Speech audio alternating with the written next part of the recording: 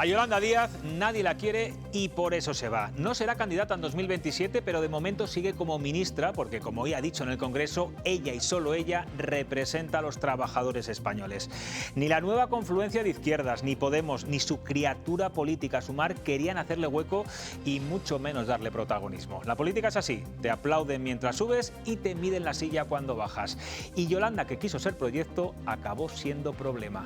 Los sindicatos la lloran, los empresarios respiran tranquilos y la izquierda, más a la izquierda, pasa página rápidamente. Quizá espere la llamada de Pedro Sánchez por todo lo que ha conseguido, que no es poco como ministra de Trabajo. Pero la política no es un bolero de Pablo Milanés, aquí nadie es eternamente. Yolanda, mucho menos. Aquí arranca Cuestión de Prioridades.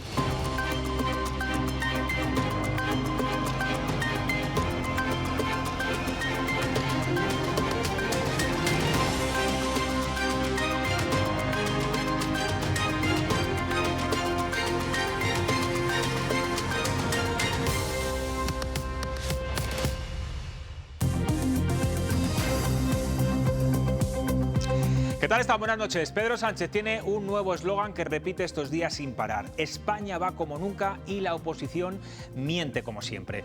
Pero parece que ese mensaje de optimismo absoluto no está calando precisamente en todo el territorio. Los extremeños y los aragoneses ya le han dado su respuesta en las urnas y todo apunta a que el domingo 15 de marzo los castellanos y leoneses podrían hacer lo mismo según las encuestas. Mucho cuidado estos días de precampaña con la autocomplacencia y con esos discursos excesivamente triunfalistas, porque la realidad sobre el terreno a veces dice cosas muy distintas. Por cierto, del que no sabemos absolutamente nada desde hace 3 días es el candidato socialista Carlos Martínez. A pocas horas de la pegada oficial de carteles, esta semana su agenda como candidato en Castilla y León ha brillado por su ausencia. El lunes se fue a Bruselas en calidad de alcalde de Soria, hoy tenía previsto un acto con UGT y finalmente no ha aparecido. Y no está el soriano precisamente para desaparecer tantos días en precampaña. En fin, vamos a arrancar este programa con los mensajes de los partidos de cara a estas elecciones y empezamos con Alfonso Fernández Mañueco, que hoy anunciaba una nueva estrategia oncológica. Laura Zembranos, buenas noches. Buenas noches, José Luis. Pues precisamente desde Soria, el candidato del Partido Popular ha hecho balance de la gestión de su partido en materia sanitaria. Saca pecho diciendo que somos el segundo sistema mejor valorado del país y se compromete con la Asociación contra el Cáncer en impulsar una nueva estrategia oncológica. Queremos potenciar los cribados de cáncer de mama, de útero, de colon. Nos parece fundamental.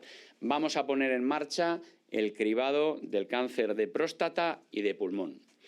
En segundo lugar, queremos dotar de tecnología a todos los centros de salud del medio rural. Por un lado, las ecografías, por otro lado, las analíticas rápidas y por otro lado también las electrocardiografías digitales. Y en ausencia de Carlos Martínez en esta precampaña por tercer día, hoy ha sido la socialista Nuria Rubio, la cabeza de lista por León, la que ha centrado el acto. Rubio califica de anomalía democrática el hecho de que el PP lleve gobernando 39 años en Castilla y León. Anomalía democrática lo que vivimos aquí en Castilla y León. Yo decía el otro día en el acto que tuvimos en León y es verdad, ¿no? Pertenezco a una generación, tengo 37 años, que no ha conocido otro gobierno que no sea el de las derechas. Eso no es normal para la democracia y creo que necesita una regeneración. Creo que eso también genera un hartazgo en la población. Han sido claros, ¿no?, que se van a apoyar en la extrema derecha si lo necesitan, y algo que es muy peligroso para la ciudadanía.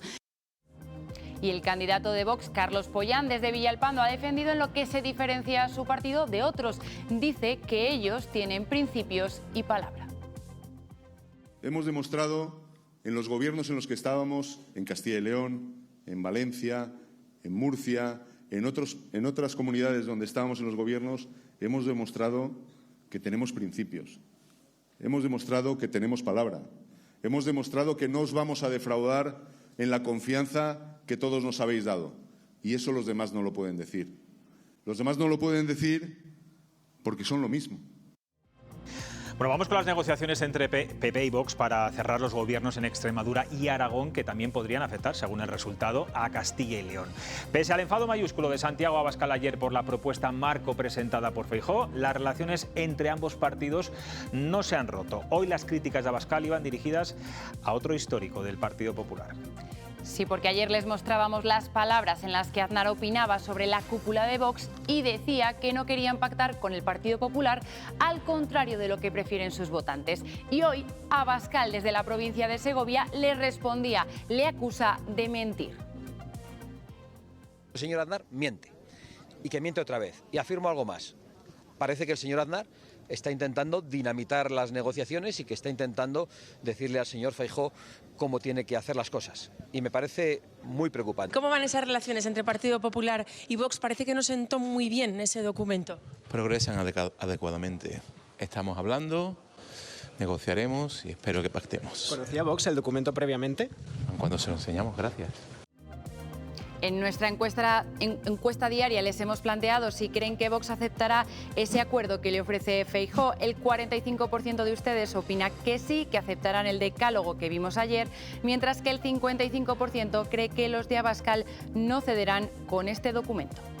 Bueno, pues enseguida les planteo esa pregunta a nuestros contertulios, pero atención, mañana arrancamos con fuerza la campaña electoral en Castilla y León. Tendremos un especial cuestión de prioridades. Conectaremos con los principales candidatos en liza y charlaremos con ellos sobre sus propuestas.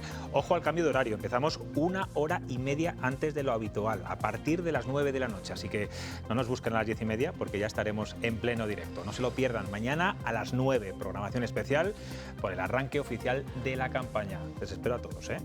Vamos a ver quién me acompaña esta tarde, esta noche. Jesús Quijano, buenas noches.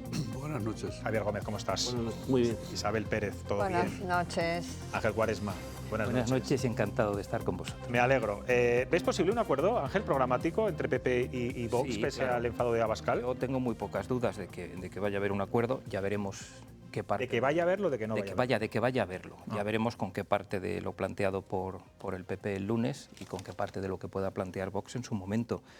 Pero yo creo que esta cuestión que tú planteas, José Luis, se reduce, no es poco, se reduce a una cuestión de fechas. Es decir, los plazos para investir presidenta a María Guardiola en Extremadura se agotan ya. Creo que el plazo termina el martes de la semana que viene, el día 3, y yo creo que eso es lo que está ralentizando o evitando lo que va a suceder en unos meses, que es un pacto nacional. Entonces yo creo que antes de llegar a ese pacto nacional programático por el que tú preguntas, habrá que ir partido a partido, o como ha dicho ya Abascal, no sé si ha dicho pacto a pacto o plazo a plazo, no sé cuál ha sido la medida a expresión. medida también. Medida a medida, exactamente. Entonces se firmará un acuerdo pequeñito para investir presidenta a María Guardiola o a alguien del PP de Extremadura. Después se dará el segundo paso para investir a Jorge Azcón, ya veremos con qué condiciones, y bueno, pues previsiblemente después para investir a Alfonso Fernández Mañueco, ya veremos también con qué condiciones. Pero claro, luego llega Andalucía. Andalucía es una comunidad no más importante que Castilla y León, pero sí con 109 diputados autonómicos, y eso vuelve a ralentizar un necesario acuerdo global para las elecciones generales del 27. ¿Lo veis tan fácil o tan complejo también? Porque es verdad que al final, al depender de las fechas, Isabel. Yo hace una semana estaba convencida que no, pero convencidísima. En Extremadura, por descontado, y en Aragón con dudas. Y al ver el enfado de Abascal he dicho sí. Y a ver, a ver el enfado de Abascal, sí, porque Abascal está enfadado porque se le están acabando las excusas. Tengo que decir, ese, el no por el no, el todo lo dirijo yo, la ofensa de ayer ya fue tremenda. Lo de, es que, como dijo, lo de me quieren poner un marco como si fuera un salvaje. No, señora Abascal. Como si nos quisieran no, señora Abascal, le están poniendo una propuesta encima de la mesa, negro sobre blanco.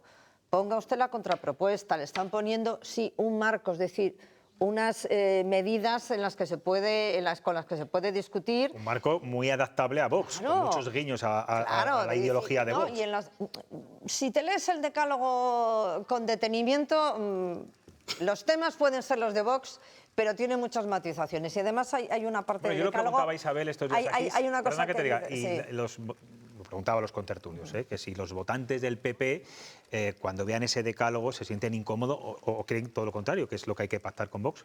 Y la mayoría de los contertulios que estaban ayer aquí me decían que sí, que un votante de Vox y del Partido Popular pues se ve reflejado en ese marco programático. Mira, yo la última vez que estuve aquí, al finalizar el programa decía una cosa: mucho cuidado con los límites y las líneas rojas que te saltes, que por acercarte tanto a un sitio puedes perder por el otro. Pero leído lo digo totalmente en serio, leído el decálogo, pone encima de la mesa una serie de temas sobre los que hay posturas no coincidentes, pero que sí coinciden en que son problemas que tienen que resolverse. Y yo creo que en eso sí que se pueden acercar. Y además en el decálogo dice al principio, vamos, en los primeros párrafos, algo así como que se pueden ampliar las propuestas, pero nunca confrontar con el programa electoral o con los compromisos electorales. Es decir, se puede ampliar, pero no faltar al compromiso. Bueno, son líneas generales, que eso lo han recalcado estos días los dirigentes del PP. Javier, no sé si tú estás muy convencido de todo lo que está diciendo Isabel y Ángel. Sí, no. Yo creo que Vox, más que el contenido del decálogo, lo que busca y lo que va a buscar es la escenificación pública. Es decir, lo que va a buscar Vox es la adhesión del Partido Popular a sus principios, que dice Pollán, adhesión que ya consiguió en la Comunidad Valenciana, primero con Mazón y luego en la investidura de... No, Abascal ha dicho que es que lo que quiere hacer en la Comunidad Valenciana es lo que quiere hacer en Extremadura y Aragón, que es un ejemplo. Es decir, ¿no? quiere que públicamente reconozcan que Vox tiene razón en una serie de temas y que lo diga públicamente el Partido Popular. Yo creo que eso es lo que está buscando. Luego los tiempos. El día 3 o 4 en Extremadura es la primera votación que obliga el estatuto. Luego tiene 2 meses. Por eso hay gente que dice que es posible que esto se pueda alargar hasta el 4 de mayo, que es cuando casualmente, con otra normativa electoral, en Aragón es la fecha límite también para elegir presidente. Y aquí andaremos ya. Aquí no, aquí esto se puede ir hasta el día San Juan. Sí, sí. Según el estatuto y la norma, hasta finales de junio. Yo sigo opinando que Vox lo va a estirar todo lo que pueda, porque la pieza fundamental que busca Vox es quitar la mayoría absoluta al Partido Popular en Andalucía, porque Vox está consiguiendo llevar detrás de sí al Partido Popular, desde mi punto de vista. Y eso debería tenerlo en cuenta el Partido Popular, que lo que quiere es el sorpaso. Eso lo debe tener en cuenta el partido. Claramente. No, yo no creo que la cuestión vaya de sorpasos. Aquí en España, cuando alguien ha planteado el sorpaso, se la ha pegado. Ciudadanos iba a dar el sorpaso, se la pegó. Podemos iba a dar el sorpaso, se la pegó. Yo creo que aquí lo que se está produciendo es un reemplazo, se podría decir un reemplazo cultural dentro del seno de la derecha. Es decir, es que el PP está admitiendo los marcos de discusión de Vox. Veremos hasta dónde lleva eso en un documento luego de acuerdo. Lo del decálogo, pues depende de quién lo lea, pues le vale para cualquiera. Pero creo que lo que Vox busca es cómo, cuándo y que públicamente, por así decirlo, asuman sus principios. Decía ayer José María Aznar en Burgos que el partido Vox no quiere pactar con el PP, pero que los votantes de Vox sí que lo quieren hacer. Hoy decía, bueno, acabo de escuchar ahora mismo a Abascal diciendo que lo que quiere el expresidente del gobierno del PP es dinamitar las negociaciones. ¿Tú crees que las cosas van por ahí? Yo estoy muy de acuerdo con Quaresma. Yo creo que el PP sabe que tiene que pactar con Vox, que no le queda más remedio que hacerlo, y Vox sabe que terminará pactando con el PP, porque no querría asumir el costo de repetir elecciones, que es un argumento muy importante. Pues claro, es que no hay otra alternativa, ¿eh? Si estuviéramos en un escenario absolutamente en este momento implanteable, aunque a mí me gustaría, en que el PSOE estuviera dispuesto a una abstención y el PP aceptara esa posibilidad, todo sería distinto, pero como eso es implanteable, hoy por hoy, pues yo creo que cada uno de los dos, PP y Vox, saben dónde está su respectivo límite. A partir de ahí, calendario, claro, están alargando una negociación porque cada negociación coincide con otra campaña electoral en otro sitio y quieren obtener ventaja de ese alargamiento para el siguiente envite electoral. Entonces, claro, hay cosas, Vox intentará jugar muy al alza, por ejemplo, estamos dispuestos a negociar en Extremadura si la candidata del PP no es la candidata de la investidura. ¿Saben que eso? Vamos, no es viable, no es viable para una nada. locura que un partido aceptara que el candidato te le ponga a otro al final, cuando ya ha habido unas elecciones. Pero jugarán con ese tipo de argumentos. Pero saben, yo creo que al final... Es más, saben que además esta vez tienen que entrar en los gobiernos. Y quedarse. Tienen que entrar, bueno, eso ya lo veremos. Eso lo ha planteado Pero de momento Mañueco. entrar. Y quedarse. Si se firma un pacto, yo que eso no sea lo tengo tan para claro. 4 años. Sí, yo creo que vos ha llegado... De todas maneras, su palabra vale poco. No, pero verás una cosa. Vale poco porque No, se puede en ir la a propuesta los que se les 6 ha meses. planteado, uno de los puntos es que el compromiso Claro, es claro. para 4 años sin compromiso Sí, pero de aprobar bueno, los presupuestos. Estoy con Javier con lo de que la palabra vale lo Sí, que vale. como los Pero matrimonios son para toda la vida, Claro. y luego pueden Había un durar pacto de 3 meses. legislatura Eso aquí. no. Claro, un Pero pacto de legislatura. antes del decálogo... El tema yo creo que ahí yo creo que empezará a ser otro. O sea, vos ahora lo sabe porque me consta que lo saben, que corren el riesgo de empezar a aparecer como un partido de bloqueo. Y si eso no va a ocurrir, porque van a terminar acordando, pero si eso toma cuerpo, cuidado, hay experiencias Bueno, están tensando la recientes. cuerda, es lo que están haciendo. Claro, hay experiencias recientes, la de Podemos por otro lado, en este sentido. Tú dices empezar a aparecer y yo te digo que ya están pareciendo. Bueno, Que otra ya cosa están es que el apareciendo, no electorado están lo empezando. perciba. Claro, que Es tú que y yo lo creo que ya veamos. es que yo sí, creo que ya lo está que el percibiendo, electorado porque lo perciba. votar y no querer acordar con, como el entonces, ejemplo de eso Extremadura, con influirá una candidata también. que ha sacado el 42% de los votos, es bastante difícil. Eso de influirá explicar. también. Eso Bueno, quiero influirá que hablemos un poco también del candidato del Partido Socialista, que a mí me tiene, la verdad, bastante perplejo, porque lleva 3 días en los que no sabemos absolutamente nada de él, no tiene agenda, en plena pre-campaña, mañana es la pegada de carteles, hasta en Bruselas es verdad, pero poca cosa más sabemos, no sé, me parece muy extraño. Ángel. A ver, yo voy a decir una cosa, José Luis, bueno, primero... a ver, tú hablas de campaña pura y dura y Pre-campaña, o pre-campaña en el formato tradicional, es verdad lo que dices, pero pues es verdad que el lunes, se sustituyó la presencia de Carlos Martínez por una entrevista en la agencia ICAL. Bueno, claro, pero la gente de la calle dirá, esto es para vosotros. Eso no está en el terreno, claro, no está en los lugares, eso no es un mitin. No. Pero fíjate, yo voy a decir una cosa que seguro que tú, José Luis, no estás de acuerdo conmigo, Isabel tampoco, y Javier y Jesús no lo sé. Pero yo creo que Carlos Martínez y el Partido Socialista de Castilla y León no se van a pegar ni de lejos el batacazo que se han pegado en Extremadura y en Aragón. Creo que Javier está de acuerdo conmigo, Isabel no. Que sí, que estáis de acuerdo conmigo. ¿No? Por eso se puede permitir el lujo de... No, bueno, no, porque José Luis, no digo, alcalde de Soria, he dicho no se va a pegar el batacazo de Extremadura y de Aragón. No he dicho que vaya a ganar, que me perdonen los socialistas, ni de lejos las elecciones autonómicas. ¿Por qué está haciendo una campaña o pre-campaña de perfil bajo? Pues bueno, vamos a esperar a las 0 horas del viernes. Vamos a la campaña. No sé, a mí, Isabel, ¿a ti no te sorprende que...? Hombre, a mí me sorprende, igual está cogiendo fuerzas, no lo sé, para que a partir del jueves no parar ni un minuto, pero no lo sé. Yo, el alcalde de Castilla y León, cómo se presenta él, que será muy conocido en Soria, pero que necesita recorrer el territorio y hacerse... a conocer... presente en el resto de provincias, hombre, que pierda 3 días en el descanso previo a la campaña, me parece un poco...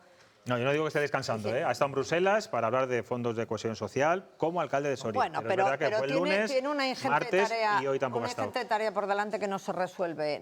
Sí. Hoy lo de Asturias será interesante, 15 importante, días, pero es verdad que no era agenda de campaña. Pero tampoco está en Asturias.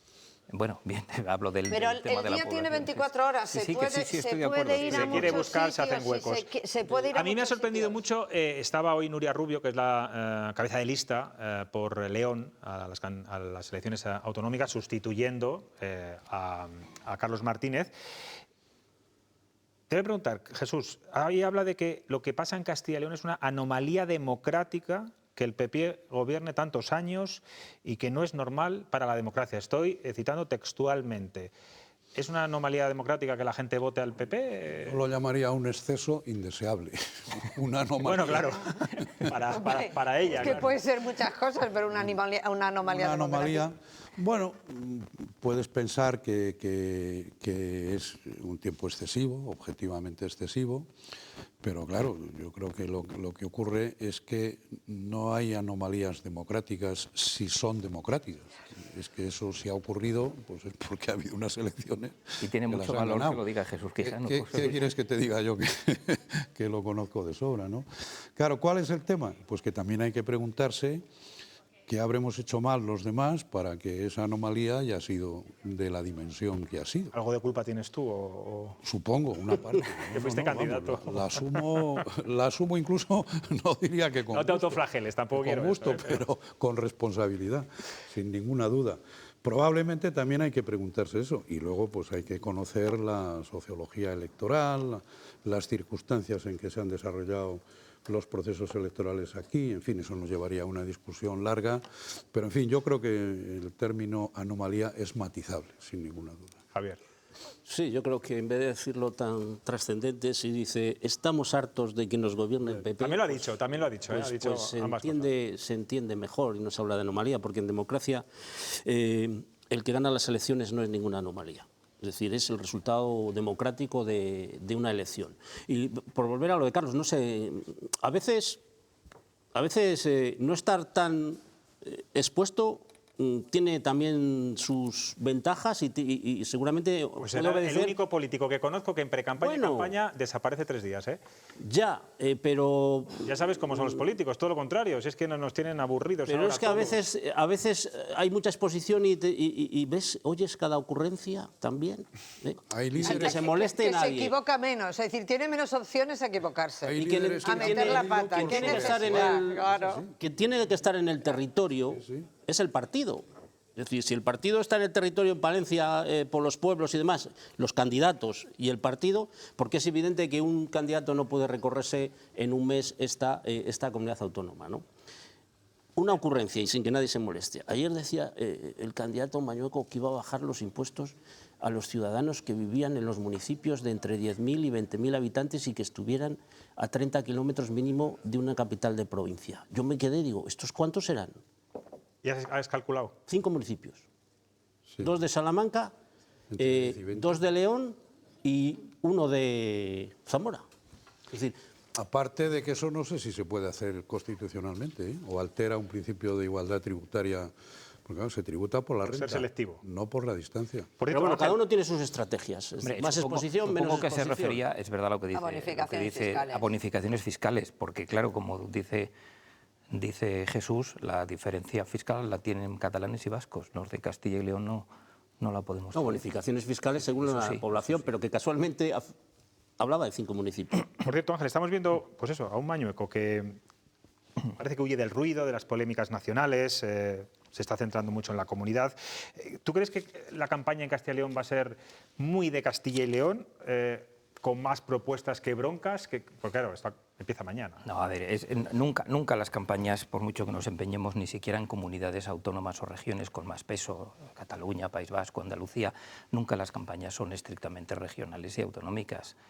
Por ir de menor a mayor, a Abascal... Pero algo tiene que haber aprendido de lo que ha pasado en Aragón y en Extremadura, donde el discurso nacional y los líderes nacionales se metieron de lleno. A Abascal lo vamos a poner un piso en Arroyo y ahí se va a quedar en toda la campaña. Feijóo tampoco tiene responsabilidades de gobierno, como Abascal, las tiene parlamentarias, con lo cual empezará a venir más a Castilla y León. Y Pedro Sánchez es el presidente del gobierno, pero aún así tendrá que venir a Castilla y León, y por lo menos por las tardes, ¿no? Es inevitable.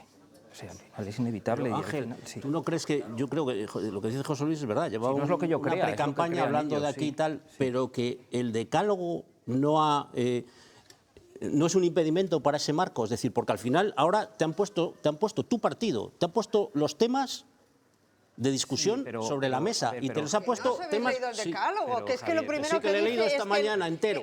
En el tercer punto, el decálogo dice, solamente se pactan cuestiones que sean competencias autonómicas. Y pone un ejemplo, que en Aragón están pidiendo actuaciones hidrológicas que no son competencia. Entonces, saquemos del pacto, saquemos de las propuestas, saquemos del marco ese del salvaje... política de medio ambiente, Hombre, habla, la política habla de de medio ambiente todo. es competencia, Pero, es competencia autonómica. Creo que es un impedimento para tener un perfil, para tener un perfil regional. Hoy hace 43 años que se aprobó el estatuto. Pero el desarrollo legislativo sí, lo que no es competencia son los cauces de los ríos, eso sí que no es competencia autonómica. Pongo ese ejemplo porque es el que citan específicamente, es el que Déjame que cambie de asunto. Por por cierto, hoy se celebran 43 años del Estatuto de Autonomía. Por primera vez no hay ninguna celebración en las Cortes porque bueno, se ha decidido por la campaña electoral, ni tampoco la entrega de medallas de oro, ¿no? Bueno, eso no sé si consideráis que está bien o está mal, pero no vamos a hablar de eso, porque vamos a hablar de que después de 3 días de espera, hoy ya se han desclasificado con 153 documentos sobre el golpe de Estado fallido en 1981. Había mucha expectación, como saben, en estos archivos, pero bueno, finalmente no ha cambiado el rumbo de la historia de nuestro país, ni lo que conocíamos tampoco sobre el papel del rey Juan Carlos en aquellos momentos. Hemos descubierto que 6 miembros del CNI participaron en el golpe y que hubo orden de tirar a matar. Y fíjense lo que son las casualidades y la ironía de la historia. Hoy justamente ha fallecido a los 93 años Antonio Tejero, el teniente coronel de la Guardia Civil que lideró ese golpe de Estado. En esos documentos también aparece que su mujer trató de ponerse en contacto con él ese día y en una de las llamadas dejó claro que el ejército le había dejado tirado como una colilla. Hemos conocido más detalles, vean. Es el listado de la documentación desclasificada por el Gobierno y que se puede consultar en la página web de Moncloa.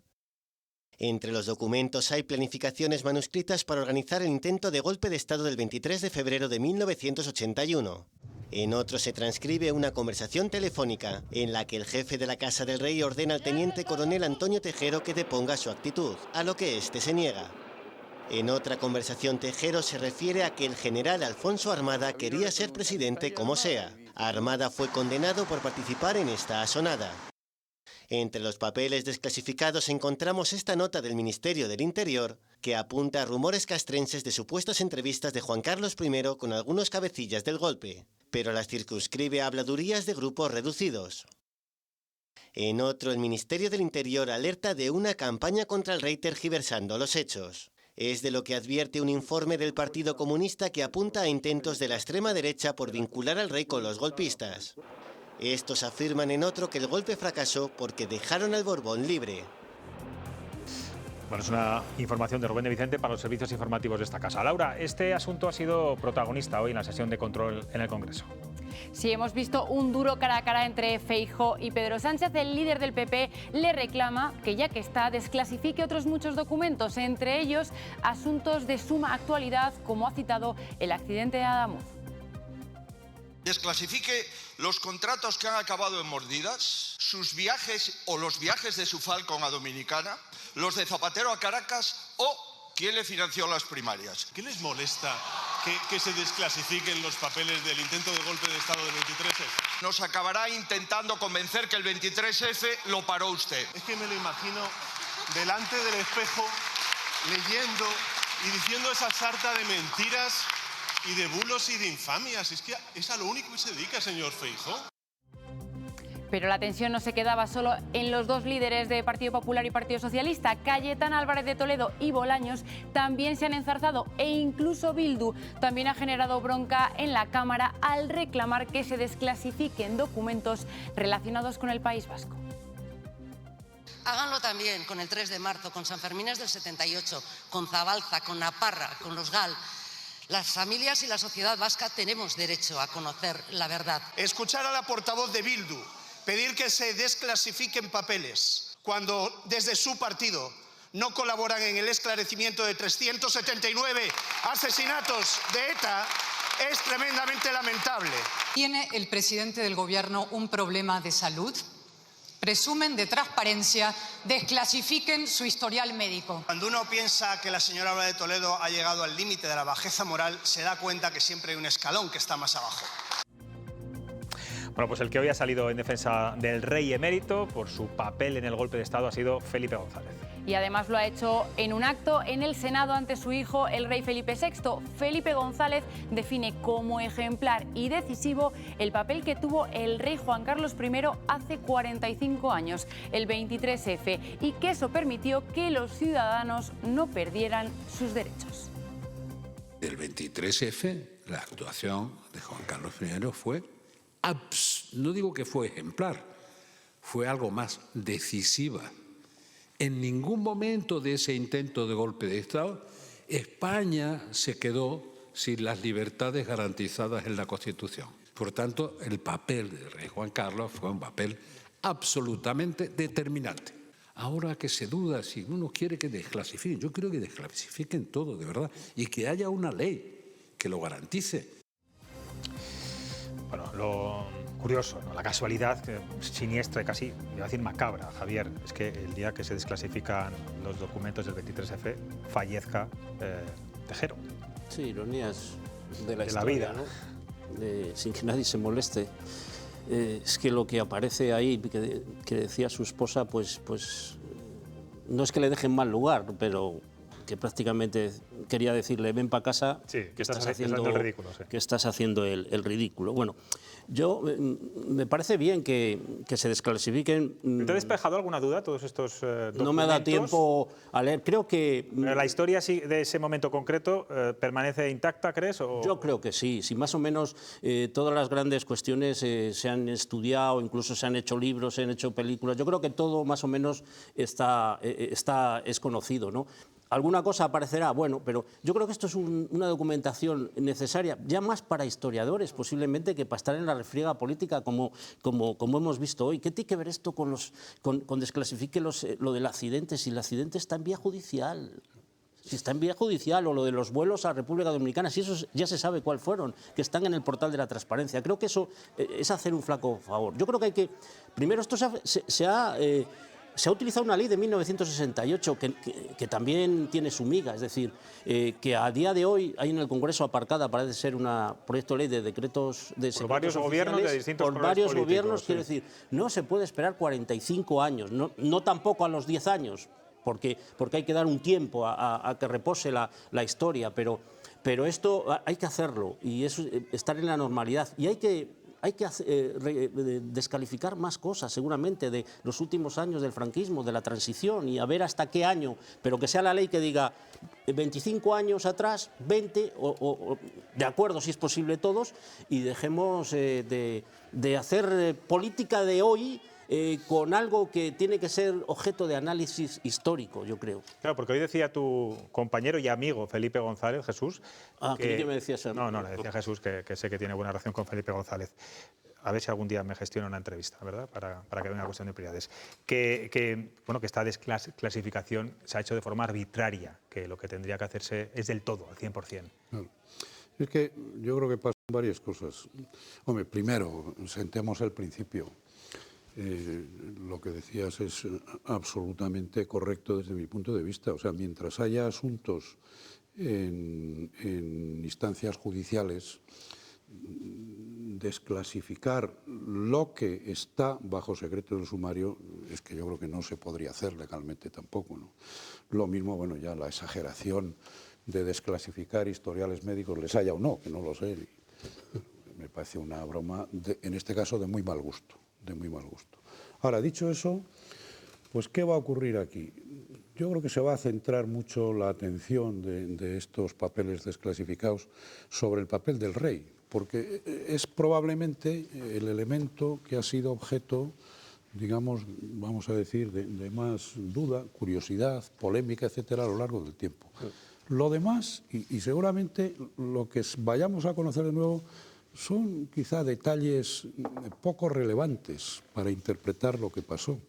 Es que si uno lee, qué sé yo, la anatomía de un instante de Cercas, ahí hay más de lo que se ha desclasificado. Claro. Yo lo he leído con detalle y lo que recuerdo del tiempo y lo que he hablado con... Cercas ya auguraba que no se iba a desvelar absolutamente nada, ¿no? Entonces, ¿cuál va a ser la conclusión? Pues algo a la que ya muchos hemos llegado. Que el papel del rey... Yo creo que es mejorable en la fase previa del 23F y es positivo el día y la noche del 23F. Creo que esta va a ser la conclusión. ¿Y por qué digo que es mejorable? Pues porque Hay teorías que dice que el rey azuzó al ejército, a la Guardia Civil, creo para que tampoco azuzó, pero el rey emérito en muchas cosas ha sido ligero, imprudente, un tanto negligente. En aquella época, no estás hablando de esta, ¿verdad? No, hablo de esa época. Y Adolfo Suárez lo sabía mejor que nadie. Una lástima que perdiera la memoria y no hiciera memorias. Y por tanto, si hablaba con un militar que le decía, Majestad, esto está muy mal, hay que hacer algo. Sí, seguramente hay que hacer algo, sí, y ya veremos, tal. Digo, así un poco en broma. Tuvo un tiempo y una serie de contactos, entrevistas, etcétera, en los que no manifestó, como jefe de las Fuerzas Armadas, que es además, no manifestó de manera tajante la convicción democrática a la que estaba obligado. Lo hizo la noche del 23F y para bien, porque efectivamente yo ahí coincido con Felipe, contribuyó decisivamente a que aquello se desbloqueara y se resolviera. Sobre todo atendiendo una lástima que haya otro personaje que se negó a hacer memorias, que es Sabino Fernández Campo. Ese sabía de verdad lo que pasó y sabía por qué Armada no llegó a entrar en la Zarzuela y la tarea que él tuvo para impedir eso y lo que hubiera pasado si Armada hubiera llegado con alguna cosa, hombre, mira a ver si lo arreglas, Alfonso, que igual hubiera sido la conversación. Solo con eso hubiera desencadenado muchas más cosas. Ángel Isabel, cuestionéis esa fase previa del rey también. Sabino, la persona más leal y discreta que estuvo al lado de los reyes y que evidentemente nunca iba a abrir la boca y desde luego no iba a hacer unas memorias como las que hizo el rey, por las que se hubiera pagado mucho por las de Sabino, mucho más que por las del rey. Yo coincido con vosotros en lo de la certeza que van a dar la documentación a lo que ya se sabía. Es decir, aparece ya negro sobre blanco mucho de que aparecía como teorías, insinuaciones. Pero citabais ahora el libro de Javier Cercas, curiosamente, o casualidades, Televisión Española, la televisión pública, programa el domingo por la noche, justo la víspera de la sorpresa de la desclasificación, la adaptación televisiva, los 4 capítulos seguidos, además, nada de uno a la semana. Nunca mejor dicho lo de adaptación. Lo de una adaptación de Anatomía de un instante, porque quien ha leído Anatomía de un instante y luego ve la adaptación, bueno, hay ciertas licencias. Cercas está contento con... Hay ciertas licencias, pero ahí sí que luego, curiosamente, al día siguiente, casualmente, se anuncia la desclasificación. Pero yo sí que estoy de acuerdo, lo decía Javier, en cuanto que es el valor que va a tener para los historiadores, porque van a tener los documentos que dan fe de lo que se puede probar. Se ha desclasificado también las actas del juicio oral, de lo que pasó en ese juicio, las declaraciones de cada uno de los acusados y de los condenados. Y es una forma también de dejar de hablar de insinuaciones, porque llega un momento que todo el mundo estaba, pero las versiones las hay muy variopintas y múltiples. Entonces, cuando llegan esos documentos con los que los historiadores podrán trabajar. Pero realmente yo lo que creo, y coincido también en lo que decíais, en lo que se busca 2 cosas. No solamente buscar fallas al papel del rey, para desprestigiar no tanto al rey emérito, sino a la monarquía en sí, y veremos como dentro de nada, antes de las próximas elecciones, tenemos encima de la mesa, como estamos creando ya el caldo, y encima de la mesa vamos a tener el debate monarquía-república. Y, por otra parte, hombre, al enemigo más perseguido ahora mismo, que es a Felipe González. ¿De cuánto sabía Felipe González? Si era verdad que había hablado con Armada, si Armada le llevaba de vicepresidente en ese supuesto Bueno, pues él ha dicho claramente que se desclasifique todo, o sea, que no debe tener ningún miedo. Exactamente, yo creo que es el primer interesado. Hay una cuestión que ha pasado. A ver, yo pensé que era yo el más bruto de la clase y no sabía encontrar nada de interés en los documentos. Pero bueno, ¿te has puesto esta mañana a la 1? A la 1 y algo, pero nuestro compañero Rubén, que ha hecho una información magnífica, le ha pasado lo mismo, ¿no? Y a tantos otros compañeros. Pero hay una parte muy interesante en los documentos desclasificados que ha pasado así. Hombre, dirán los espectadores, no habrá pasado si te has enterado, ¿no? Y es unas conversaciones transcritas de alguien de los golpistas. Digo alguien porque es que no recuerdo en este momento quién era de ellos, que dice, y es textual: hemos fracasado porque no nos hemos llevado por delante al Borbón. Sí, lo he leído, sí. Hemos fracasado porque no nos hemos llevado por delante al Borbón. Eso es reconocer explícitamente lo que decía Jesús y lo que aquí se ha dicho. Y hay otra que dice, hemos dejado al Borbón demasiado libre. Sí, bien, sí, exactamente, eso es. Y luego hay la parte que tú decías también antes, José Luis, o Rubén, no recuerdo, que había orden de tirar a matar. La orden de tirar a matar era en la tele, no en el Congreso. Sí, en la tele. Sí, en la tele. No es por nada. Bueno, vamos a dejar el pasado. Pero que no dejen de leer las conversaciones de Carmen con su marido, son interesantes. Son interesantes. Esas son... Eso es morbo. No, pero cómo él reconoce, ella misma le estaba diciendo, pero que te han utilizado, que ha sido el tonto útil, que te han metido ahí y ahora verás a ver dónde vas a acabar. Y escuchándolos además tiene más interés. Más que Tejero era Tejero. Saben que Yolanda Díaz no se presenta a las elecciones generales del próximo 2027. No sabemos qué va a pasar con ella. Estamos muy preocupados aquí los 5, pero vamos a intentar analizar a ver qué pasa, qué está pasando y qué pasa con la izquierda, con esta salida inesperada para algunos, esperada para otros. Enseguida volvemos.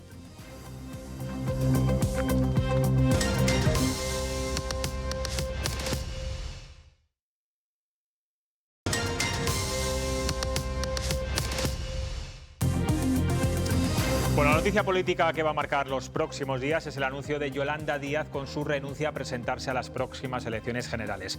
Su ausencia este fin de semana del acto de refundación de Sumar ya dio algunas pistas, pero hoy, primero con una carta y luego con un vídeo, lo confirma Laura.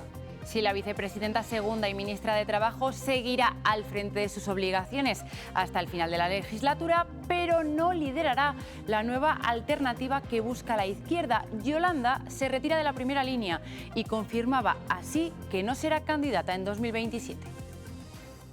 He comunicado mi intención de no repetir como candidata en las próximas elecciones generales. Lo he querido hacer con calma, explicando los motivos. Voy a seguir trabajando desde el Gobierno y desde fuera del Gobierno por vuestros derechos. Es el momento de salir a ganar, es el momento de movilizarnos, de participar, de tomar la democracia con nuestras manos. España es mucho mejor que su odio.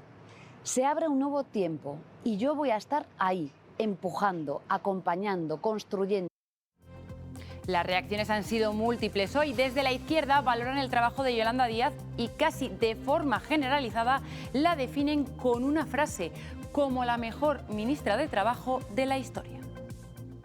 Decir que es una excelente vicepresidenta que ha hecho del Ministerio de Trabajo un ministerio de avance social. Habrá muchas cosas que agradecer y que serán ya patrimonio de todos los ciudadanos y ciudadanas españolas, porque de su impulso ahora tenemos una reforma laboral. Agradecer siempre el trabajo de Yolanda Díaz, estamos a su lado y pensamos que es la mejor ministra de la historia de esta democracia. No, ahora no es el momento de hablar de nombres, pero es el momento en que en todo caso ella ha decidido expresar su voluntad y en su derecho estaba. Me alegro profundamente de que haya manifestado que va a continuar al frente del Ministerio, que va a seguir trabajando.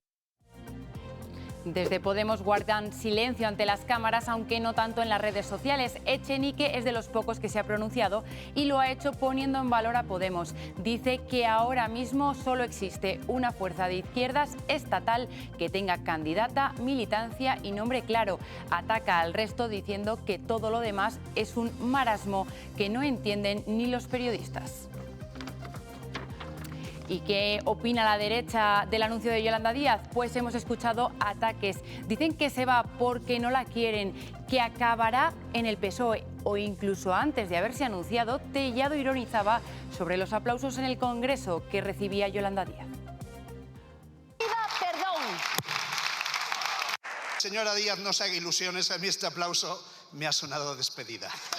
Es un modo de operar. Llega un partido, se pone al frente, lo vacía, lo destroza y salta otro. Así que yo lo único que le puedo pedir es que se dé prisa a meterse en el PSOE y que lo termine de hundir. No se va porque ella quiera, no, se va porque ya no la quieren ni los suyos. Y no es una decisión de hace unos minutos, esto lo sabe desde hace muchos meses. Bueno, y otro varapalo para Sumar. Una segunda mujer ha denunciado a Íñigo Errejón por agresión sexual. Laura, se trata de una actriz muy conocida que ha pedido al juez que la declare testigo protegido por miedo a represalias. Sí, y además irá bajo el mismo abogado de Elisa Amoulia. Esta segunda denunciante acusa al exdiputado de haberla violado en octubre de 2021. Según el documento, ella asegura que tenía una relación, pero que en su casa, de manera sorpresiva y violenta, Errejón presuntamente la sujetó del cuello, la colocó de espaldas y la violó con fuerza sin su consentimiento y sin hacer caso a sus gritos para que parara. Estoy súper agradecida con que haya tenido el coraje y la valentía de por fin dar el paso, pero es que no quiero entrar más en detalles. Ella ya se tiene que personar en la en el juzgado, declarar y contar todos los detalles. Ha sido su modus operandi siempre, tener una pareja de cara a la galería y luego pues tener 800.000 amantes a las que maltrataba, humillaba y despreciaba, utilizando técnicas de psicopatía como el gaslighting o el refuerzo intermitente. Esa pareja... Bueno, es Elisa Amoulia, que es actriz y fue la primera mujer que denunció a Íñigo Errejón. Isabel, ¿se le complica la situación a Íñigo Errejón? Pues hija, pública y políticamente ya no se le puede complicar más, porque lo que se ha quedado evidente es que su vida personal y sus comportamientos, el caso de relación con las mujeres, distaban mucho de lo que era su discurso político, la ley del sí es sí, hermana yo sí te creo, bla, bla, bla, bla, bla, bla, y que había otro Íñigo Errejón, son como el doctor Jekyll. Completamente distintos, sí. Pero mira, penalmente yo qué quieres que te diga, tienen mucho que demostrar porque son unos relatos que tienen bastantes lagunas y bastantes cosas difíciles de creer. Hablaban de que se presentaba como testigo protegido, pero si es la denunciante no puede ser testigo protegido. Y además en el relato que hace, pues es una relación estable, intermitente, subo a su casa, soy agredida sexualmente, pero luego sigo manteniendo relación con él. Llega un momento que dice la nueva denunciante: es que yo lo entendía todo dentro de un rol sexual. A ver, hay juegos muy peligrosos y que no se deberían jugar manteniendo ese tipo de relaciones. Tú, Isabel, hablo penalmente. Claro, pero tienes que entender que una mujer puede estar jugando a juegos peligrosos sexualmente, pero si dice que no, el varón tiene que parar. Ya, pero es que ella tiene que demostrar que él ha dicho que no. Es que, ese es el problema. Por eso distingo pública y políticamente, y como una persona que no responde a nada en su comportamiento personal y en su comportamiento, en sus relaciones, con lo que defendía y exigía a los demás, porque es muy fácil llamar machista a no sé quién, hablar del heteropatriarcado, y luego sorprendentemente comportarte así. Desde el punto de vista estrictamente penal, yo no sé hasta dónde puede tener recorrido y si realmente lo tiene tan difícil, Jesús, penalmente, digo. Jesús, ¿cómo crees que queda la izquierda en su defensa del feminismo con este caso? Paco Salazar, te iba a decir también hablar del caso del DAO de la Policía Nacional, aunque en ese caso no es un cargo político, pero bueno, está cuestionando también mucho la gestión que está haciendo o si estaba o no informado el ministro Marlaska. Claro, esto es un golpe en la línea de flotación. Igual de mal que la derecha, con no sé cuántos otros casos que podríamos enumerar, porque yo creo que debiéramos de hacer el esfuerzo de no tratar este asunto como un asunto, digamos, de adscripción ideológica o partidaria, sino como transversal, desde luego. Una especie de problema que lamentablemente y desgraciadamente... Yo lo digo por las banderas que han enarbolado unos y no hoy yo creo otros de otra forma. Que hay banderas de reconocimiento del papel de la mujer en la sociedad, etcétera, que por suerte son bastante comunes. Otra cosa es quién pone más énfasis o no, pero eso me refería. Son bastante comunes, ¿no? No sé, vamos a ver. Ahora, yo no estoy tan de acuerdo en que tal como está la situación, y yo creo que esta es una parte del problema legal, jurídico, sea ella la que tiene que demostrar que dijo no. No, más bien es él el que tiene que demostrar que dijo sí. Que las relaciones o que no dijo no. Que las relaciones no eran consentidas. Claro, parte del problema es ese. Yo creo que el problema de la ley del sí es sí es que, a mi juicio, ya hablo aquí un poco jurídicamente, y es una opinión muy compartida, no equilibró bien un asunto, que es lo que llamamos en derecho la carga de la prueba, que en aspectos penales es decisivo y que en este terreno opera en un asunto de intimidad muy difícil de evaluar y de obtener un resultado efectivo de cómo ocurrieron las cosas, salvo que haya otras pruebas complementarias, ¿no? Entonces, bueno, no lo sé. A mí también alguna duda me ofrece porque el caso de la primera denuncia luego la retiró, luego dijo que no, que volvía a presentarla por no sé qué. Ese tipo de juego también bueno, sí, tiene yo creo que Elisa alguna, Mulá se equivoca en muchas cosas, sobre genera todo ir alguna de plato en preocupación plato. también. Sí. Pero bueno, está bajo... Se ha equivocado mucho en eso, en comercializarlo, en cobrar por ello. Yo no estoy... Está bajo... Pero eso no tiene nada que ver con el suceso en sí, con lo que haya podido pasar. Estoy hablando en cuanto al recorrido penal. Te quiero decir, la actuación de ellas le va a dificultar que la sentencia sea la que a lo mejor con sus comportamientos merece, pero ya me estoy refiriendo solamente a lo que es el proceso penal en cuanto a su horizonte a ser sentenciado o no. Y lo que está bajo procedimiento judicial, y sobre todo en este tipo de temas, es curioso que esta segunda denunciante haya pedido, supongo que no que sea tratada como testigo, porque es denunciante, pero sí que se le aplique el estatus del testigo protegido. Esta noche se sabrá quién es. Bueno, intentemos que sea anónima, ¿eh? Porque ya lo ha pedido. No, yo no, de momento no lo sé. Si tú lo sabes, yo... Yo no, pero vamos, que alguien lo sabrá ya esta noche. Probablemente ya se sabe porque ha mantenido mucha interacción en redes sociales con él, con lo cual no creo que haya sido tan difícil ir a buscar. Otra cosa es que se publique. Los presuntos cerdos son igual de deleznables, se muevan por Ferraz, estén en Móstoles, en la Dirección General de la Policía, en cualquier sitio. Yo creo que estamos ante un problema importante en esta sociedad, la violencia contra las mujeres de todo tipo. Unas acaban, desgraciadamente, en asesinato, pero esto es violencia contra las mujeres. Es decir, es un tema que no se puede hacer bromas con ello, y además en un momento crucial. Ayer salía un barómetro de juventud y género de la Fundación Reina Sofía. Tremendo. ¿Sí? El 58% de los hombres dice que están desprotegidos ante denuncias falsas, cuando solo hay un 0,02% de denuncias falsas. Tremendo. Entonces, este es un problema de primera en esta sociedad, la violencia de género. En unos casos afecta, como decía Jesús, a unos, en otros a otros. Y tenemos que incidir en la educación. O damos educación para la sexualidad en las escuelas, o nuestros hijos y nietos se formarán en pornografía en la red. Javier, hoy por la mañana han detenido a 3 menores por la violación de una compañera, curso primero de secundaria, edad 14 años. Claro. Edad 14 años. Lamentablemente el relato de la niña, y voy por lo que hablas tú de lo de la educación de la sexualidad y que no se banalicen las relaciones, el relato de la niña lo que dice es que ella entró con el que ya mantenía relaciones sexuales y luego entraron sus otros 2 amigos. Entonces, te quiero decir... Bueno, y otra noticia que hemos conocido hoy, Isabel, ha dimitido el jefe de policía de Alcalá de Henares por también 2 denuncias. ¿Ha dimitido? Sí, por fin. Por violencia de género. Bueno, vamos a cambiar de asunto, Ángel, ahora voy a por ti. Quiero que hablemos de Yolanda Díaz. Tengo aquí más o menos recopilado algunas de las cosas que ha conseguido desde que es ministra, mejoras del salario mínimo. Iba a decir la reforma laboral, por supuesto, pero es verdad que aquello fue por un fallo de un diputado del PP, del señor Casero. Los datos del paro también es verdad que han ido a mejor. Protegió, y eso siempre yo creo que hay que reconocerlo, a los trabajadores en pandemia. Y bueno, gracias a ella y a ese empuje, deprisa y corriendo, en 2022, bueno, pues consiguió crear Sumar para permitir también al presidente Sánchez poder gobernar.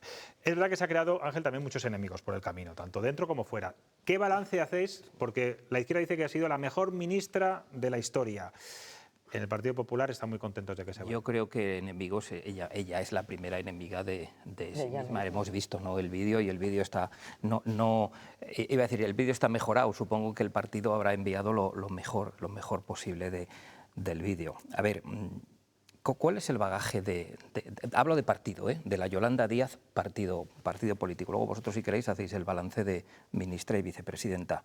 Pues es un rey Midas a la inversa, ¿no? El rey Midas todo lo que tocaba lo convertía en oro, y esta señora pues todo lo que ha tocado en el partido, en sus partidos, pues lo ha destruido. Aquí hemos asistido los periodistas, los políticos, los ciudadanos, a la creación de un proyecto político apasionante desde el punto de vista de la izquierda, que fue Podemos. O sea, Podemos llegó a ser, hablo desde el punto de vista de la izquierda, ¿no? Podemos llegó a ser un partido que sumó 69 diputados con las mareas, con los comunes. O sea, 69 diputados no los tiene Vox todavía, ni los Ciudadanos por ahí anduvo. ¿No? Claro, el proyecto de Podemos no lo dinamita únicamente Yolanda Díaz, pero se dinamita cuando se crea otro proyecto que curiosamente se llama Sumar, cuando lo que hace es restar y dividir. Pero lo crea Podemos, ese proyecto. Bien, Ángel, bien, pero ¿quién lo lidera? O sea, no lo lidera... ¿Quién no lo lidera? ¿Quién decide, Pablo? Sí, bueno, bien, pero a ella no la obligaron. También le pusieron una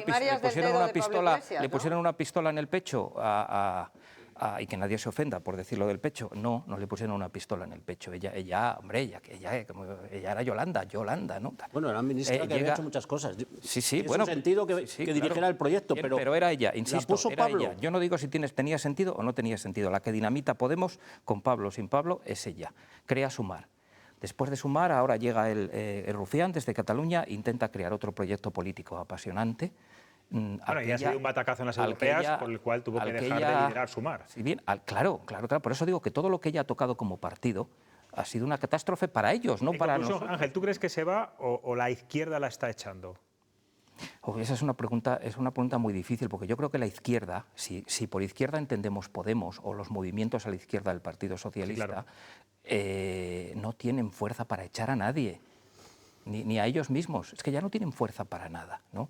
Entonces yo creo, alguien lo decía del bloque de la derecha, no recuerdo ahora quién, la única alternativa que le queda es ser un topo, que igual ya lo era del Partido Socialista Obrero Español. A ver, es cierto y muy breve, es cierto que ella, no la quiera a la izquierda o no, es el impedimento principal para una hipotética entrada de Podemos en esa nueva confluencia. Evidentemente, Irene Montero, vamos a ver, yo no digo que con la marcha de Yolanda se arreglen sus problemas, pero que con la presencia de no iba a entrar Podemos, eso está claro. Yolanda, a Irene Montero hasta le gira la cabeza cuando se refiere a ella, ¿qué queréis que os diga? Vamos, se pone... Gran ministra, yo no sé si la mejor, comparado con otras que ha habido anteriores, inmejorable. Desde el punto de vista político tiene sus peros, es decir, es evidente. Sus carencias, es decir. Yo creo que damos tanta importancia a Podemos. ¿Qué es Podemos hoy? Claro, ¿qué es Podemos hoy? Yo creo que lo que hoy hace Yolanda es finiquitar Sumar. Bueno, ¿y qué es Sumar? Eso te iba a decir también. Finiquitar Sumar. Y lo que yo espero como persona de izquierdas, que quiero que se mantenga en el futuro un gobierno de izquierdas, espero que se finiquite Podemos. Y a partir de ahí, construir.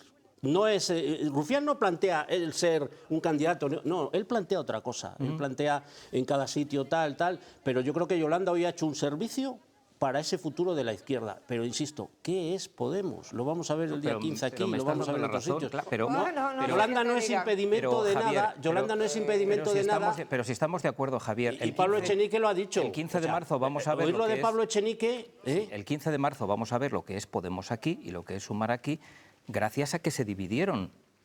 Pero ya vimos lo que es Podemos, pero ya vimos el resultado de Aragón, no, el de Extremadura. Podemos Izquierda Unida sacó muy buen resultado en Aragón. Porque fueron conjuntamente. Perdón, en Extremadura. No, porque tenían una persona del territorio, porque tenían una persona que llevaba años en el territorio. Como el bloque en Galicia tiene una persona que lleva 10 años... necesitan gentes en el territorio, Javier. Claro. Jesús. No, pero yo creo que a veces cometemos el exceso de hacer los análisis políticos presuponiendo voluntades, intenciones, etcétera, individuales y objetivamos poco las circunstancias. Yo creo que aquí se daban 3 circunstancias objetivas que hacían previsible este paso. ¿A ti no te ha sorprendido? No, en absoluto. Creo que incluso ha tardado un poco. Quizá lo debía haber hecho antes de la serie de los procesos electorales, que son esas 3. Primero, una circunstancia objetiva. A diferencia del espacio que hay a la derecha del PP, que está muy unificado, el espacio que hay a la izquierda del PSOE es de una complejidad enorme. Y siempre lo fue, siempre lo fue. Por tanto, eso hace muy difícil cualquier intento de unificar ahí, porque hay sensibilidades, objetivos, proyectos, etcétera, muy distintos. Hay territorialidad. Segundo, claro, Ella, yo creo... No, perdona, pero es que territorialidad en la izquierda solamente tiene Izquierda Unida. No, territorialidad en el sentido de que hay sí. partidos... Por eso digo, se dan las dos... de presencia territorial. Se dan las dos circunstancias, elementos, compromiso, los comunes, las mareas en su día, etcétera, etcétera, cada una con una perspectiva, con mucho menos elemento unificador que dispersión. Por razones sumaron territoriales. 69 diputados. Primera circunstancia. Segunda, claro, ella yo creo que estaba poco dotada para el liderazgo. Esto debía de haberlo visto antes, que lo digo así finamente, yo creo que poco dotada. A mí siempre me pareció una persona con muchos altibajos, de repente aparecía en una cosa estruendosa y luego otras veces pues se... Entonces, eso en la política al final no suele dar buen resultado, este tipo de... Digamos que yo creo que ha tenido pocos aliados cerca, en su propio partido. Y luego tercero, claro... Quizás es una de las razones por las que Pablo Iglesias la elige. Seguramente. Pero para tenerla teledirigida y luego le salió rara. Tercera circunstancia que no podemos olvidar, claro, es que el proceso de resultados electorales en los últimos años de Sumar hacían insostenible un liderazgo administrando eso, porque en ningún momento de las elecciones generales de los 31 diputados, ¿no?, de las del año, las del 23 para acá, en ningún momento se ha visto que ahí hubiera habido un mínimo de repunte, todo lo contrario. Entonces, cuando eso es así, claro, ¿hasta dónde puedes llegar? ¿Y esto le genera algún problema a tu partido, el Partido Socialista, de cara a una futura cogobernabilidad, si es que la hay? Más de los problemas que ya venía viendo en los acuerdos con ese espacio, pues yo creo que no, El problema... Ella seguirá en el gobierno. Claro, hasta el final de la legislatura. Yo entiendo porque es buena ministra desde mi punto de vista y no tiene por qué no seguir en el gobierno. Hombre, yo nunca diría de nadie que es el mejor ministro de nada. Siempre habrá otro que ha sido mejor. Ni el peor tampoco. Ya me queda un poco raro, ¿no? Es la mejor ministra de Trabajo, que es una de las banderas de la izquierda a la izquierda, y resulta que no la piden, por favor, sigue Yolanda, preséntate tú, porque con que eres una vale la lista, electoral, claro, la lista vale de electoral. éxitos que has tenido durante los logros en el brutal, ministerio yo creo que son incuestionables. Sí que ha tenido otro problema, que es que no ha asumido que después de 2023 no había una mayoría de izquierdas en el Parlamento. Y eso la ha llevado a hacer algunos planteamientos que ha chocado la reducción de jornada, etcétera, etcétera. Pero su legado como ministra quedará. Lo decía José Luis, es decir, solo el asunto de los ERTEs en pandemia, que supuso que de un día para otro casi 4 millones de españoles no se fueran a la calle, eso es instrumento una medida... que le dejó Fátima Báñez. No. Que los que dejó Fátima Báñez eran de despidos. Instrumento que le dejó... No, Isabel, no, Javier, no. Los que dejó Fátima Báñez acababan todos en el despido. Aquí se montó un sistema que se prohibía el despido y la gente estaba en su casa y se pagó a las empresas y las cotizaciones de los trabajadores hasta que pudieron volver. Es decir, solo esa medida... No eran ERES, solo esa medida de Fátima Báñez, es para vamos, valorar, que no voy a discutir. Es para valorar una gran ministra de Trabajo. Pues tampoco olvidemos a Almunia, lo que hizo con la Seguridad Social y en fin. Y hablamos de muy atrás. Pero insisto, si los logros en defensa de los la UCD, trabajadores... Calvo Ortega, que hizo el estatuto de Juan Carlos Aparicio. A este le iba yo a citar. Habláis todos a la vez, no me Mira, entero. vamos a ver, de los ministros que hay en el gobierno, la mejor ministra de Trabajo, según valoran sus compañeros, es ella, y los otros tres, bueno, sus obras brillan por su ausencia. Entonces es muy difícilmente explicable si la ministra, que según ellos destaca por encima de todos, y la mandan al ostracismo. De todas formas, vosotros... Yo creo que se quita ella. Yo creo que es que se quita ella. Se quita antes de que la quite. No, se quita. Que digo que vosotros dos, Javier e Isabel, explicáis mucho mejor que ella lo que es un ERE y lo que es un ERTE. Ella no aquella rueda de prensa también un poco. fue... Oye, ¿creéis que...? A ver, ella sigue teniendo carnet del Partido Sí. Comunista. Ella nunca ha sido afiliado de Sumar ni de otro partido. Por su padre, por el cariño que tiene a su padre, etcétera. ¿Veis esa posibilidad que... Sí, yo no la descarto, que pueda entrar y sea un fichaje del Partido Socialista? No. De ninguna manera. Hombre, sería un poco absurdo. Yo creo que puede entrar Sería como un poco absurdo como cuota, cuota no es peyorativo, como cuota independiente o cuota del Partido Socialista sin ser militante del Partido de ninguna Socialista. manera. ¿Tú crees que no? Conociendo a su padre, la historia de su padre, yo lo conocí, y su historia de ninguna manera. Quiero decir, seguirá en el gobierno y si la dicen y luego hay otro gobierno y la ofrecen seguir en el gobierno, dirá que sí, pero entrar ni siquiera en una lista como independiente con el Partido Socialista de ninguna manera. Pero tú date cuenta de la historia que tiene, es decir, cómo salió de Galicia, cómo traicionó a Beiras, que todavía se está acordando de ella, de su papelón en Galicia, cómo luego traiciona a quien le elige a dedo en esas primarias extrañas que se hicieron en la mesa camilla de su casa. No sé si le traiciona o es él el que da el primer paso.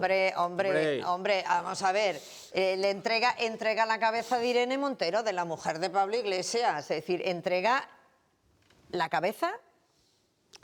Yo creo que no va a entrar nunca en el Partido Socialista. Le ha puesto ahí. No, yo también creo que afiliarse seguramente no. Ahora, que aceptara ir en una candidatura como independiente, pues yo no lo descartaría. Garantía de éxito, garantía de éxito. Pablo Iglesias, Yone Belarra, Irene Montero siguen callados, no dicen nada, ni en las redes sociales, ni un adiós, ni un que te vaya bien. Deberían disolver Podemos. Bueno, igual se disuelve de forma natural, a veces pasan los partidos. Cuando ya no te votan, bueno, pues eso es. Nos vamos a publicidad. A la vuelta les voy a pedir una porra aquí a nuestros compañeros de cara a las elecciones de Castilla y León.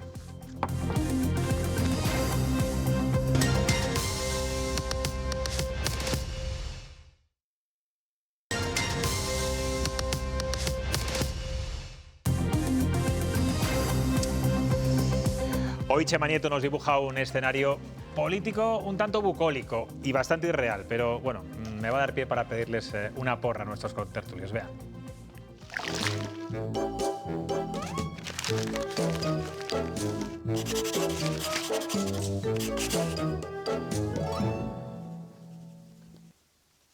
Estos tiempos de inquietud necesitan mucha luz. Ya está ahí marzo.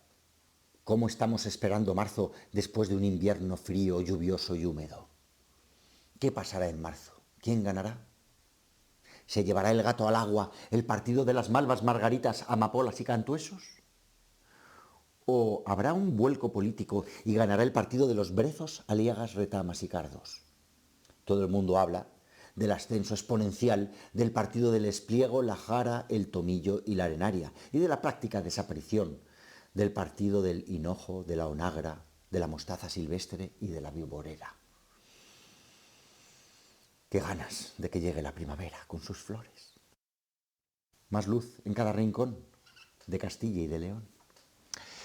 Bueno, como seguro que ustedes no han entendido absolutamente nada, vamos a ver si nos ponemos los pies en la tierra y les pido una porra con dos condiciones, compañeros, Como decía antes Jesús, no me valen vuestros deseos, sino un análisis objetivo y nada de horquillas como la del CIS de 10 puntos de diferencia.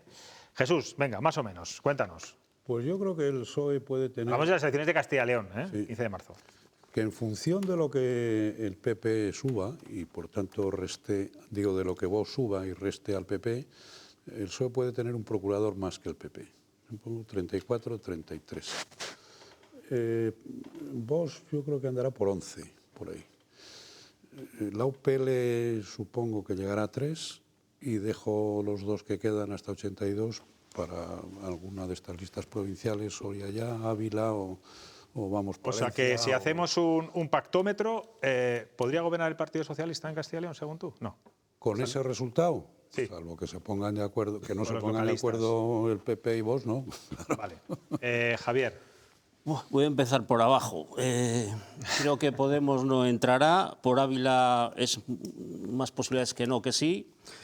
Soria ya, de los 3 que tiene, quedarse con 1. UPL 3 o 4. Y a partir de ahí creo que Vox le va a meter un bocado al PP. Entonces Vox 17-18. Y PSOE y PP van a andar muy en escaños, es posible que anden muy equilibrados. Isabel. Pues mira, yo discrepo de las previsiones. Yo creo que Vox no va a dar esa subida que todo el mundo pronostica y que dice que va a ser como Aragón y como bueno, es que Extremadura. ya lo dio hace 4 años aquí. Yo calculo, mira, 30, bueno, no puedo hacer horquillas, ¿no? Pues 33. Vale. 33 Venga. para el Partido Popular, 25 para el PSOE. Tampoco creo que vaya a dar el bajón de las otras dos Bueno, pero le quitas 3 escaños. elecciones autonómicas. Son 9 provincias. Sí. Hombre, a poco que pierda en 3. Vox, 14. 13-14. Los 4 de UPyL. Pues a ver si reparto bien. Pues Ávila 1, Soria 2. Y yo no tengo tan claro que Podemos no repita. Podemos, Para ya nada, sabe- con ya 1 o sabemos, 2, con 1 o 2. Podemos y Izquierda Unida se presentan por separado, que eso es, yo creo, bastante importante. Bueno, pero es aquí- parecida a la aquí de referencian dos. tu encuesta, tu pronóstico es parecido al de Sigma 2, que publicaba el otro día el diario El Mundo. Ángel. Yo me gusta mucho la encuesta de Sigma 2 del Mundo. Mi pronóstico, como esto se graba, ¿no?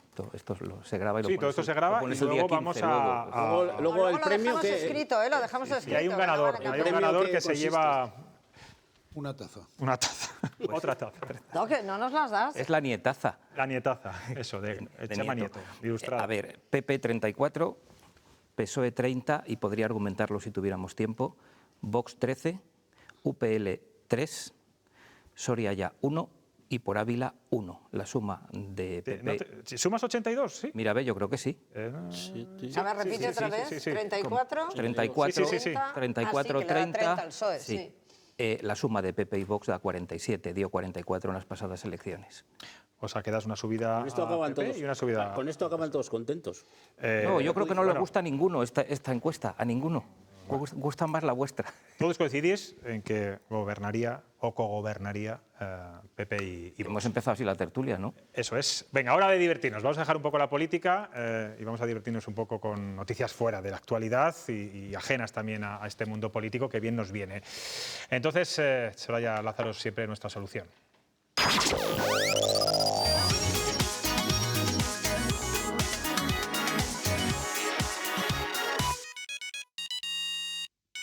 Muy buenas noches, José Luis. Vamos con esas noticias virales y curiosas. Un chico se va a vivir al campo para que su perrito tenga más tranquilidad. Y él se lo encuentra de esta guisa. ¿Puede estar más a gusto? Pero si cierra hasta los ojitos. Creo que piensa que han tomado una buena decisión por él, la verdad. Mal no se le ve. Si vive mejor que yo ese perro. Me ofrezco voluntaria por si alguien me quiere llevar a vivir al campo y darme esa vida.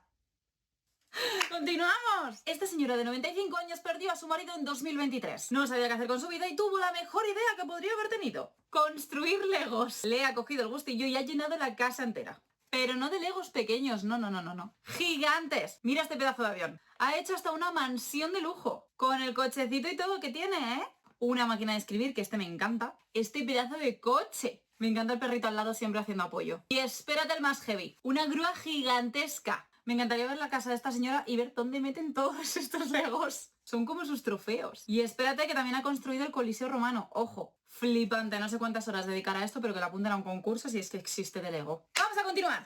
La noticia viral por excelencia que no la había traído yo aquí al cotilleo. Punch es este monito bebé que su madre rechazó. Y el resto de monos tampoco lo aceptaban. Los cuidadores del centro donde estaba le dieron este mono de peluche y lo ha cogido como mejor amigo. No se separa jamás de él. Y si el resto de monos le pegan, él se va corriendo a por su peluche. Me ha roto un poco el corazoncito esta noticia, la verdad. Pero ya he encontrado un amigo que sí que lo acepta. Y ya no se separa de él nunca más. El peluche fuera. Y por último, una mujer aprende a utilizar la inteligencia artificial y llena su casa de imágenes realizadas por IA de sus perros. El baño están en versión baño. Y yo doy clases de elongación y tenemos versión... Cada uno se entretiene con lo que quiere. Y hasta aquí el cotillo de hoy. Yo me quedo por aquí bichando por las redes sociales a ver qué más me encuentro y la semanita que viene os lo cuento todo. ¡Mua! ¿Qué haría Soraya Lázaro si no hubiera animales en el mundo? Porque todas las noticias que busca están relacionadas con... A mí la del mono me ha encantado. Sí. De hecho, me ha tenido un poco sobrecogido estos días. En fin, ya casi me pongo a llorar. Estas cosas son muy bonitas. Parecía Yolanda, sí. Se Es parece como a Yolanda. cookie, es video cookie de Yolanda. Es que lo mezcláis todos con la política, no puede ser. Yo quería un poco aquí Digo relajarme. el vídeo, ¿no? No, pero ya se tiene que quedar porque los vídeos estos de amigos y amigas y estas cosas no podemos quedarnos sin ellos. Infantilizados, quieres decir. No sé. Monadas. Bueno, cookies, a mí el vídeo del cosas de mono me Yolanda. gusta mucho y me alegro mucho que ya haya sido acogido por el resto de monos, le cuiden y haya abandonado al mono que no es mono. Jesús, gracias. Buena campaña, te veremos por aquí también estos días, ¿vale? porque de campaña no esperes verme. ¿No vas a ir a ningún mitin? Si alguien me lo pide, pues... Voluntariamente no, o sea, tienes que ir obligado. Pero yo ya no estoy en esa. Vale. ¿Tú, Javier, vas a ir a algún mitin? Es que hace muchos años que no voy. Vale. ¿Isabel? No quieres, pero distingue si voy a asistir a algún mitin o voy a dar. No, hombre, asistir, ya entiendo que Asistir, eso ya, tú ya los diste mucho. Sí, sí. Dar, no espero asistir. Bueno, pues... Ángel, por trabajo te costará. El cuaderno y el bolígrafo. y el Así móvil estaremos, y todas así esas estaremos. cosas, sí, sí. Bueno, les recuerdo, señores, buenas noches a los cuatro. Buenas noches. Mañana a las 9 estamos, programa especial, arranque de campaña, pegada de carteles, conectaremos con todos los candidatos en diferentes provincias y aquí estaremos 1 hora y 3/4 larga, o sea que no se lo pierdan. Venga, mañana nos vemos a las 9, adiós.